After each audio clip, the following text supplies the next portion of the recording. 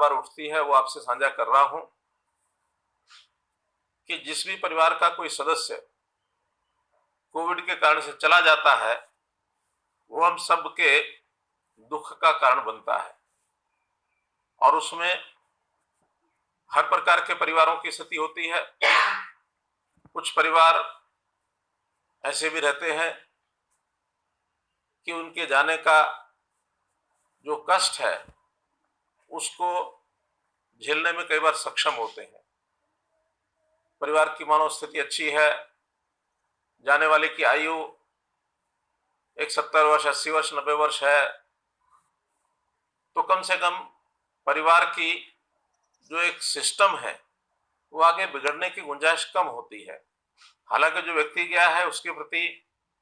हमारी सहानुभूति है, हमें खेद है, वेदना है, हम उनको श्रद्धांजलि भी अर्पित करते हैं। लेकिन कुछ परिवार ऐसे होते हैं जिनके बहुत यंग एज के व्यक्ति, खास करके जो परिवार में कमाने वाले लोग हैं, कम आयु के लोग हैं, ऐसे लोग भी चले जाते हैं। इससे पहले हमने एक स्कीम उनके इलाज में सहायता हो जाए, ये तो जो बीपीएल के परिवार थे उनके लिए की थी कि कम से कम 7 दिन के लिए 5,000 रुपया प्रति दिन के हिसाब से उनको एक सहायता ये की गई थी, या जो एडमिशन नहीं लेते उनको एक मुश्त 5,000 रुपए की सहायता देने की बात कही थी। लेकिन आज मेरे मन में ये विचार आया है, जो मैंने अपने साथियों से विचार किया है, कि 18 वर्ष से लेकर और 50 वर्ष तक की आयु ऐसी होती है जब ये व्यक्ति चला जाता है तो उसमें परिवार को एक बड़ी यानी आगे के लिए संभालने के लिए भी कठिनाई आती है। तो ऐसे परिवारों की सहायता के लिए, और वो भी खास करके जो गरीब परिवार है, जो खास करके जैसे हमने एक लिमिट पहले परिवार पहचान पत्र में रखी हुई है कि जो 15,000 रुपया मासिक से भी कम कमाते हैं, तो ऐसे परिवारों की सहायता की जाए। उसके लिए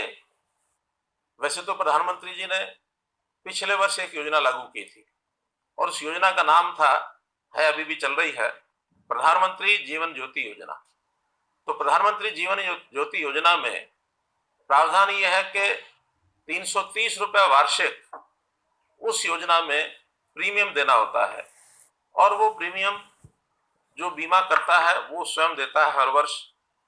जनधन योजना अकाउंट के माध्यम से जाता है।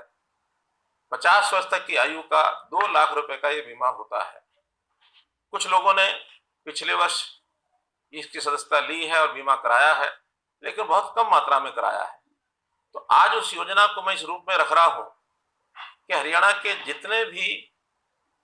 खास करके बीपीएल के परिवार 1,80,000 रुपए तक की वार्षिक आय, 15,000 रुपए महीने की आय, ऐसे परिवारों के लिए आज एक योजना लेके आए हैं कि वो सब बैंक में जाकर के अपना एक फॉर्म भरें और फॉर्म भर करके वहां दे दें। पहली किस्त का 330 रुपया उनके जनधन अकाउंट में जमा रहना चाहिए। पहली बार की किस्त अब वो जिस दिन भी बीमा करने वाली कंपनी यानी लाइफ इंश्योरेंस कंपनी, वो जिस दिन भी उसको लागू करेगी 31 मार्च से पहले पहले वो लागू हो जाएगी, वो बैंक से पैसा ले लेंगे। उस पैसे को इस महीने की जो पहली किस्त होगी उसको तुरंत हम रियम्बर्स करेंगे,